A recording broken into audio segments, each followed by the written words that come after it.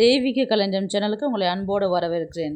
இன்றைக்கி நம்ம எதை பற்றி பார்க்க போகிறோன்றது பார்த்திங்கன்னா, திரிபுஷ்கர யோகம் அதை பற்றி தான் பார்க்க போகிறோம்.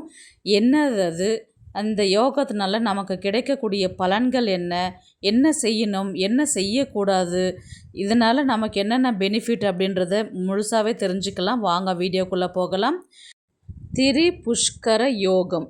திரி என்பது 3, புஷ்கர என்பது வளர்ச்சி, பெருக்கம், விருத்தி என்று பொருள்.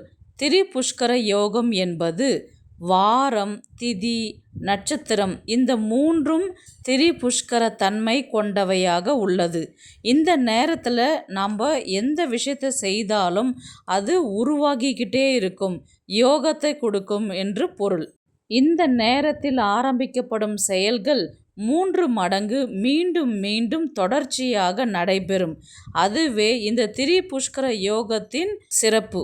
இந்த திரிபுஷ்கர யோகத்தின் முக்கியமானதுன்றது பார்த்திங்கன்னா, நம்ம எந்த வேலை செய்கிறோமோ அது 3 மடங்கு விளைவுகளை தரும்.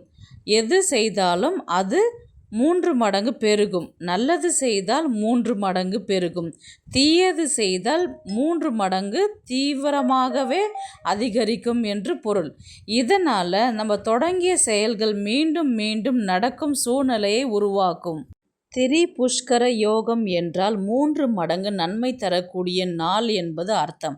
அதாவது இன்று நீங்கள் ஒரு நல்ல காரியத்தை செய்தால் அதே போல நல்ல காரியம் மீண்டும் 3 முறை உங்களுக்கு நடக்கும். சில நட்சத்திரங்கள், சில திதிகள் ஒன்று கூடும் பொழுது ஜோதிடத்தில் இந்த திரிபுஷ்கர யோகம் என்பது நமக்கு கூடி வரும்.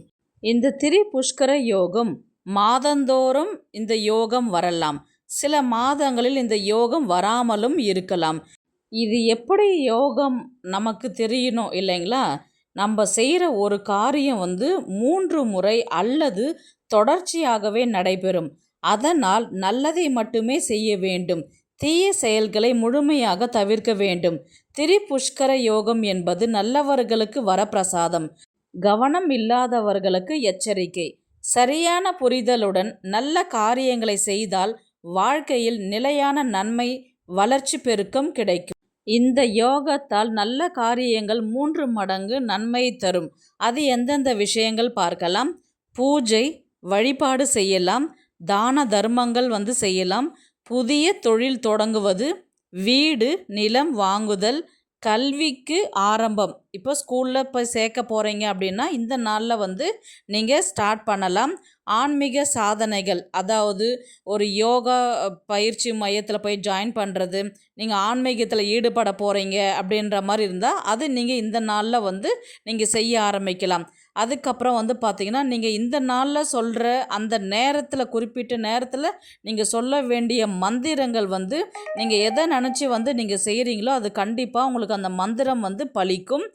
விரதம், ஹோமம், நீங்கள் ஒரு வேண்டிக்கிட்டு ஏதாவது விரதம் இருக்கிறீங்கன்னா அதுக்கான பலன்கள் மிகவும் சிறப்பாகவே உங்களுக்கு அமையும். அதுக்கப்புறம் வீட்டில் ஏதாவது ஹோமம் பண்ணணும், வீட்டில் நம்ம சுபிட்சமாக இருக்கணும்னு நினைக்கிறவங்க இந்த நேரத்தில் நீங்கள் அந்த ஹோமம் பண்ணால் அது பல 1000 மடங்கு உங்களுக்கு நன்மையை பெற்றுத்தரும் என்பது நம்பிக்கை. இன்னும் சில விஷயங்கள் கூட நீங்கள் ஸ்டார்ட் பண்ணலாம். வங்கியில் கணக்கு தொடங்குவது, நகைச்சீட்டு கட்டுவது, அப்புறம் நகை நீங்கள் வாங்க போகிறீங்கன்னா அந்த நேரத்தில் நீங்கள் நகைக்கான பணத்தை எடுத்து வைக்கிறது, வீட்டிற்கு தேவையான அத்தியாவசிய பொருட்களை வாங்குவது, புது ட்ரெஸ் வாங்கிறது, இப்படிலாம் நீங்கள் செய்யும் பொழுது பார்த்திங்கன்னா மீண்டும் மீண்டும் அந்த பொருட்கள் உங்களிடத்திலே சேரும். இப்படி உங்களுக்கு மீண்டும் நடக்க வேண்டும் என்று நினைக்கக்கூடிய நல்ல காரியத்தை அன்று செய்ய வேண்டும். இந்த நாளில் செய்யக்கூடாத விஷயங்கள் என்ன என்று பார்க்கலாம். தவறான செயல்கள் செய்தால் அதுவும் 3 மடங்கு தீமையாகவே முடியும். ஃபஸ்ட்டு பார்த்திங்கன்னா, கடன் வாங்குதல், வழக்கு, தகராறு தொடர்பான பிரச்சனைகள். இப்போ வம்பு வழக்குகளை நம்ம மாட்டிக்கிறோன்னா, அன்னைக்கு ஒரு கேஸ் கொடுக்குறோன்னா அது கண்டிப்பாக பார்த்திங்கன்னா நமக்கு சாதகமாக முடியவே முடியாது. அறுவை சிகிச்சை, இப்போ ஒரு எமர்ஜென்சி சுச்சுவேஷன், ஒரு சொல்லவே இப்போ பண்ணி தான் ஆகணும்னா ஒன்றும் பண்ண முடியாது. ஆனால் இந்த நேரத்தில் ஒரு அறுவை சிகிச்சை, ஒரு டெலிவரிக்கு வந்து நீங்கள் இந்த டேட்டு இந்த டைம் குறித்து கொடுத்துருக்குறாங்கன்னா அன்னைக்கு நீங்கள் செய்யவே கூடாது. அப்புறம் விவாகரத்து நடவடிக்கை, நீங்கள் டைவர்ஸ் வாங்க போகிறீங்க ஹஸ்பண்ட் அண்ட் ஒய்ஃபு அப்படின்ற மாதிரி இருந்துச்சுன்னா அது வந்து பார்த்திங்கன்னா ரொம்பவே இழுபறியாக இழுத்துக்கிட்டே இருக்கும் அப்படின்ற மாதிரி சொல்லுவாங்க.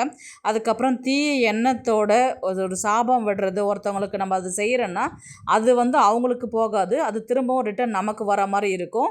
அதுக்கப்புறம் வந்து சண்டை வாங்கிறது, சண்டைக்கு போகிறது, இன்னொருத்தவங்களோட சண்டையை மூட்டி விடுறது, வாக்குவாதம் பண்ணுறது, பிரச்சனைகளை வந்து அதை சுமூகமாக பண்ணாத நம்ம தேவையில்லாத பிரச்சனையில் நம்மளாக போய் மாட்டிக்கிறது, இந்த மாதிரி விஷயங்கள்லாம் வந்து பார்த்திங்கன்னா அன்றைக்கி செய்யவே கூடாது.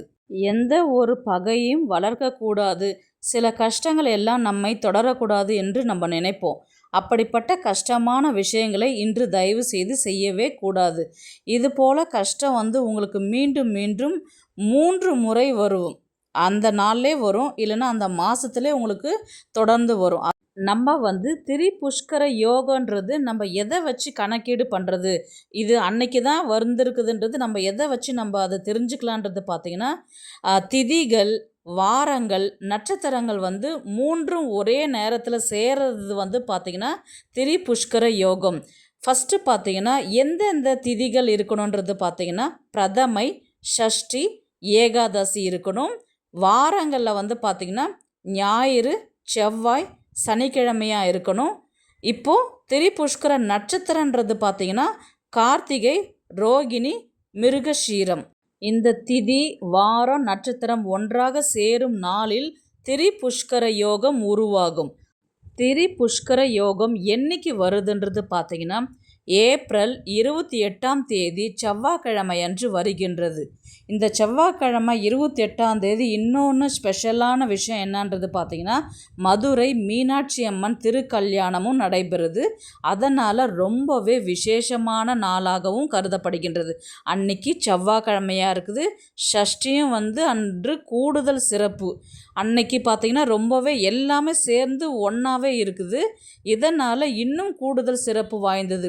இப்போது அந்த நேரம் வந்து பார்க்கலாம்.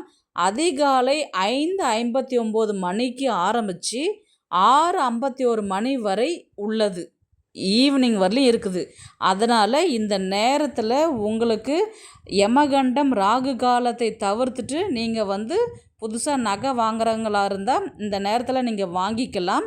அல்லது வேறு ஏதாவது பொருள் வாங்கிறது, ஒரு நல்ல விஷயங்களை செய்கிறதா இருந்தால் நீங்கள் அந்த நாளை வந்து பயன்படுத்தி நீங்கள் அதை செஞ்சுக்கலாம். இந்த நாளில் வந்து நம்ம இன்னும் கூடுதல் ஒரு சின்ன பரிகாரம் மாதிரி செய்தால் அதற்கான பலன்களும் அதிகம், பணமும் சேரும், தங்கமும் சேரும். அது என்ன பரிகாரம் என்று பார்க்கலாம். ஒரு பாத்திரத்தில் வந்து ஒரு சின்ன கிண்ணத்தில் வெள்ளி, சில்வர் தவிர்த்து உங்கள்கிட்ட வேறு எந்த பாத்திரமாக இருந்தாலும் நீங்கள் அதை எடுத்துக்கோங்க. அதில் வந்து பார்த்திங்கன்னா பன்னீர், அந்த பன்னீரை ஊற்றிட்டு தண்ணி ரோஸ் வாட்டர்னு சொல்லுவாங்க இல்லைங்களா, பன்னீர் அதை ஊற்றிட்டு அது கூட வந்து பார்த்திங்கன்னா ஆவாரம் பூ இருக்குது இல்லைங்களா, அந்த ஆவாரம் பூ வந்து நீங்கள் அந்த ரோஸ் வாட்டரில் வந்து போட்டுட்டு நடுவில் வந்து பார்த்திங்கன்னா உங்கள்கிட்ட இருக்கிற தங்கம், ஏதாவது நீங்கள் யூஸ் பண்ணுற தங்கமாக இருந்தால் அதை நல்லா வாஷ் பண்ணிவிட்டு கொண்டு வந்து அந்த பூவுக்கு நடுவில் வைக்கணும்.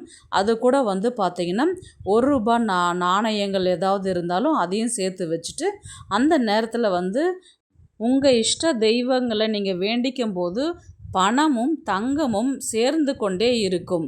நீங்கள் இந்த நேரத்தில் நீங்கள் அந்த பயன்படுத்தி செய்யணும். எந்த நேரம் பார்த்திங்கன்னா அதிகாலை 5:59 மணிக்கு ஸ்டார்ட் ஆகுது இல்லைங்களா, நீங்கள் அந்த நேரத்தில் பிரம்ம முகூர்த்த நேரத்தில் நீங்கள் ஸ்டார்ட் பண்ணிட்டீங்கன்னாவே போதும். கண்டிப்பாக உங்களுக்கான வருமானமும் ஸ்வர்ண தோஷம் அத்தனையும் நீங்கி நகை சேரவும் செய்யும், பணமும் சேர செய்யும்.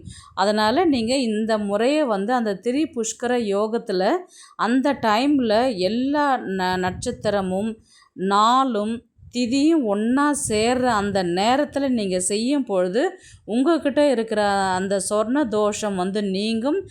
அன்னைக்கு வந்து மதுரை மீனாட்சி சுந்தரேஸ்வரர் கல்யாணமும் நடைபெறதுனால ரொம்பவே விசேஷமான நாள் அன்னைக்கு நீங்கள் இந்த ஒரு சின்ன பரிகாரம் செஞ்சு பாருங்கள்.